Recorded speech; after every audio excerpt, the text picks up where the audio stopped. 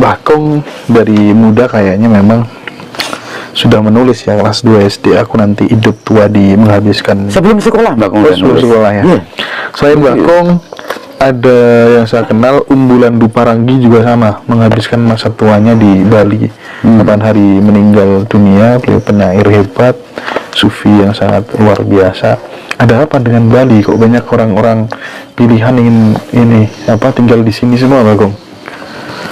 Kalau pertama kali secara ragawi itu berasumsi di Pulau Bali ini masih dipenuhi oleh insan-insan yang sangat disiplin menjalankan seremonial bakti atau menyembah yang maha kuasa ini dari pagi sampai pagi lagi. Jadi ada kaitan kehidupan rohani ini dijaga, ya kan, dari pagi sampai pagi bakti itu masih ada di Bali sesuai dengan adat dan tradisi. Ya. Nah, ini di Bali. Maka ketika kita ada di udara pun aroma harum pun sudah ada di awang-awang. Saat kita duduk di pesawat kan sudah tercium aromanya di sini. Nah, tinggal bagaimana seremonial ini dilengkapi dengan spirit power yang sesungguhnya. Di Bali ini istimewa karena sekeliling Pulau Bali ini ada mata airnya. Ada mata airnya. Di tempat gersang pun rumput subur. Aneh kan? Di depo ini mata airnya jauh tapi tersiramin semua, kan ini. Kasarannya gitu. Dan di Bali ini kalau insan-insannya itu tetap menjalankan seremonial dengan baik, dilengkapi dengan spirit yang sesungguhnya, jangan sampai lost spirit, jangan hanya seremonial saja, pasti indah. Kekuatan itu akan kembali mengharumkan Bali, dan Bali akan tetap luar biasa. Lihat aja relung-relung kontur tanahnya dan sebagainya, ya kan? Ini istimewa sekali secara geografis. Nah, kita sekarang lemahnya adalah di demografinya, di kependudukannya, di people-nya. Saya merasa di Bali kehilangan human, tinggallah people yang hanya dijadikan objek. Sekarang ini Bali people-nya hanya sampai jadi objek, belum jadi subjek. Ya. Oke. Jadi senang jadi tontonan, senang jadi tontonan dan mengabaikan esensi yang sesungguhnya. Bagaimana kita itu mulai dari maturan, bakti, mungkin bikin pejati, bikin bantenan, bikin aneka ini dilupakan. Misalnya aroma ini tuh siapa, aroma ini banyak yang tidak tahu. Generasi muda ini banyak kehilangan jejak dan banyak dirusak, ya kan? Anak-anak muda sekarang tenggelam dalam kemabukan, rusak. Jarang yang mengikuti orang tuanya yang jadi juru mangku, jadi pengayah atau pelayan umat. Ada monopoli unsur-unsur tertentu yang tidak disampaikan pada people, sehingga generasi muda ini tidak tahu esensi seremoni. Ini penting sekali untuk saudara-saudara kita di Bali ini agar tidak kehilangan kekuatan spirit ini, sebab yang terjadi saat ini just ceremony, lost spirit. Kan nggak lucu kalau kita bakti tiba-tiba orang pada kesurupan di pura, di tempat suci, kan nggak lucu. Iya. Kalau tedun, kalau rawuh itu paling teduh sekali. Orang itu kalau mendapatkan directing spirit power itu teduh sekali. Orang lain nggak tahu, tapi yang disentuh sembuh, yang diucapkan diberkati. Di mana kehadirannya semesta raya itu indah sekali, mudah sekali melihatnya. Kalau kita berada di suatu tempat cakrawalanya indah, berarti kita dalam clear off. Tetapi kalau situasinya runyam, berarti kita ada sesuatu yang kurang. Ini gak gampang saya menangkapnya. Kalau kita melihat cakrawala begitu indah, berarti kita dalam kondisi disertai, dan janganlah kita lupa bersyukur. Terus ini ucapan syukur kita ini harus seirama napas loh. Sejak menginjakkan kaki di Bali, di bandara sampai sekarang, kalau saya lupa bersyukur pasti ada burung tekukur. Kukur mengingatkan. Ya, mengingatkan. Dan saya ketemu people sesepuh Ngandingsir ini, Bapak Nyeman Sriade, ada yang lupa bersyukur dalam hidupnya. Kaya raya tapi merasa miskin. Lucu ini. Ini awal-awal bangun di Bali. Jadi kita sering lupa bersyukur. Jadi jangan lupa bersyukur setiap waktu seirama napas kita berembus. Bisa nggak sebenarnya manusia itu berkomunikasi secara langsung dengan Tuhan, Bagong? Saya bilang sangat bisa. Ketika kita nyawiji, ini yang kita sampaikan dengan ucapan beliau. Yang kita ucapkan, kita pikirkan, kan kekuatan beliau. Saat kita ini, diri kita ini pura, kuil, tempel, masjid, ya katedral, ya diri kita ini ya sesungguhnya. Kalau gedung-gedungnya itu kan nggak ada apa-apanya.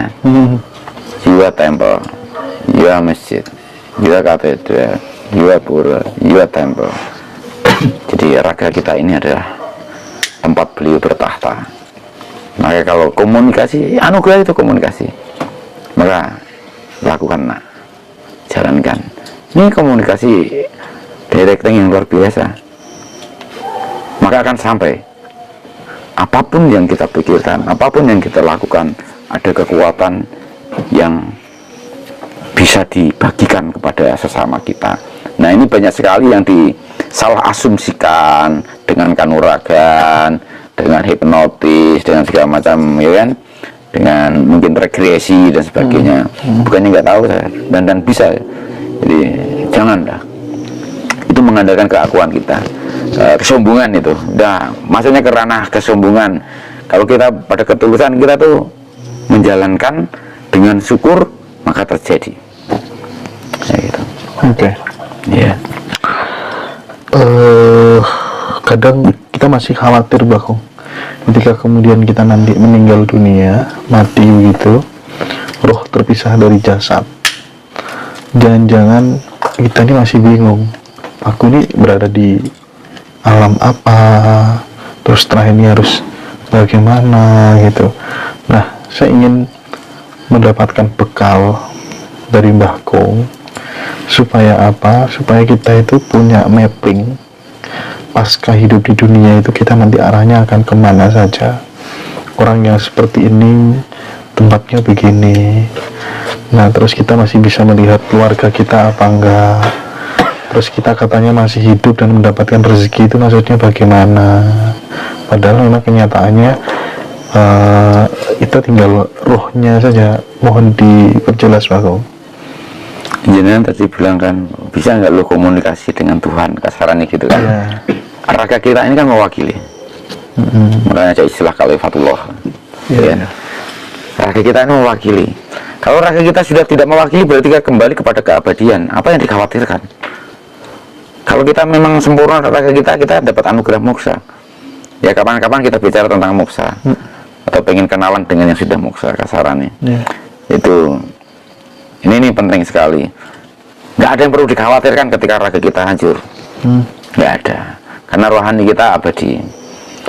Sangat bisa dibuktikan kalau di Bali itu ada istilah penurunan dan sebagainya, atau menghadirkan kembali mereka yang sudah tiada berfisik. Ya jawaban orang banyak kesurupan itu kan jawaban. Kalau roh itu abadi, tetap hidup. Jangan menyalahkan istilah iblis, setan, itu nggak boleh. Jangan. Itu sebenarnya roh manusia. Ya pastilah.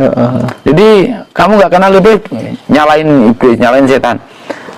Yang hadir ke saudara-saudara kita ini sebetulnya kan mereka yang lepas rohnya ini tidak sengaja, mungkin terbunuh, tertabrak, tersembelih dan sebagainya. Itulah yang dia mencari tempat untuk pengakuan atau eksistensi bahwa dia ada.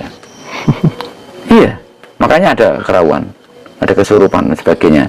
Ini jangan nyalain setan, bukan, atau jin, tidak boleh.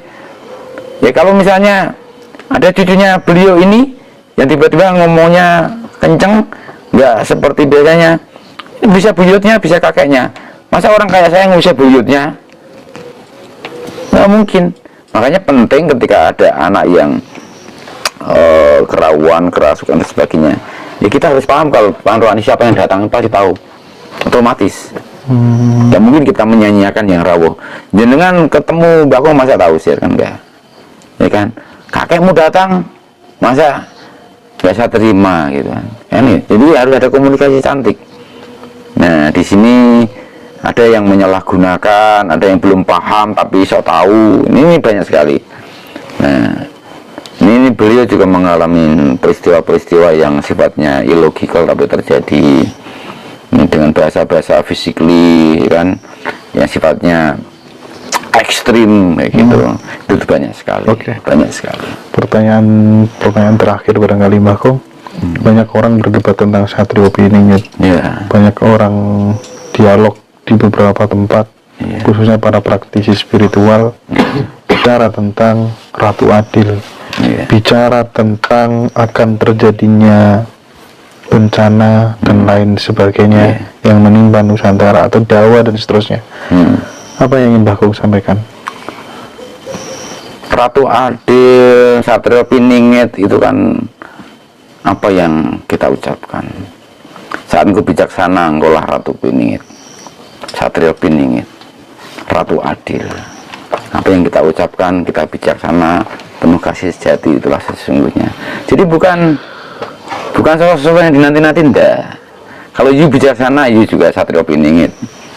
Satrio Piningit ini kan Anduporo, tembung kiasan. Apa yang kita ucapkan ini kan tersembunyi, nggak nampak kan ucapan kita ini, tapi orang mendengar, ya kan? Nah, jadi sosok-sosok yang bijaksana inilah Satrio Piningit. Mungkin diwakili tukang beca, mungkin diwakili prajurit, mungkin diwakili polisi, mungkin diwakili petani, mungkin diwakili seniman kayak Mbah Kong, diwakili spiritualis kayak jenengan, diwakili oleh teman-teman kreator. Ini penting sekali. Jadi kalau kita itu sok meramal, sok nujum, nanti bakal menyaingi BMKG, bakal terjadi bencana. Sekarang setiap tokoh agama bilang kiamat sudah dekat.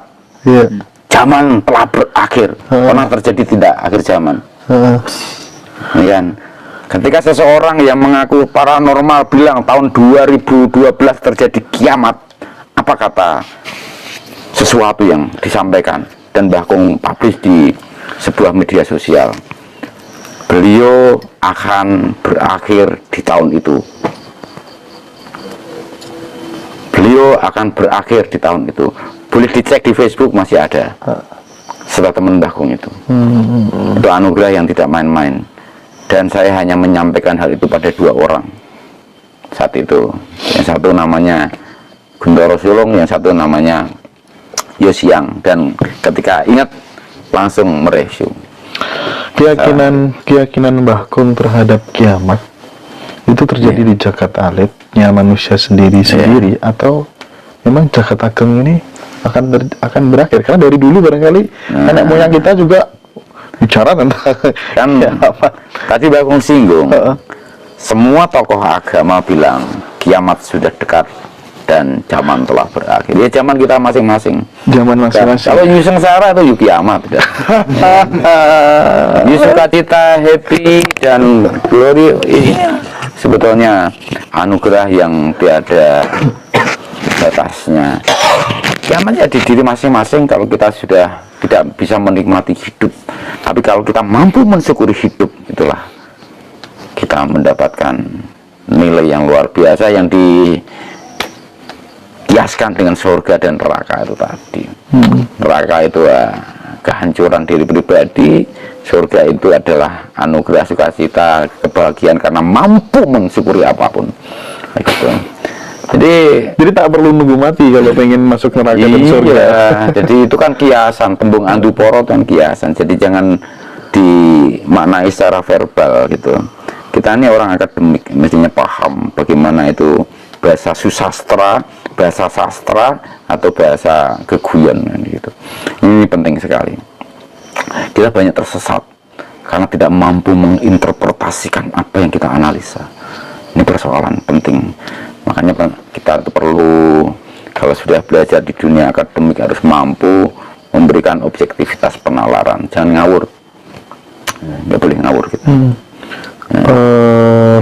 Tadi Mbah selalu menekankan open mind, open heart. Musuh terbesar kita itu sebenarnya yang umum itu adalah kesempitan. Ya, musuh kita yang terbesar ya sedulur papatmu itu tadi. Terus sumbernya dua itu tadi. Musuh terbesar kita itu lupa, salah, iri, murka. Ya, sumbernya di memaksakan kehendak dan berprasangka buruk. Hanya itu. Ini yang paling bikin problem itu di sana. Om Swastiastu. Jadi, iya.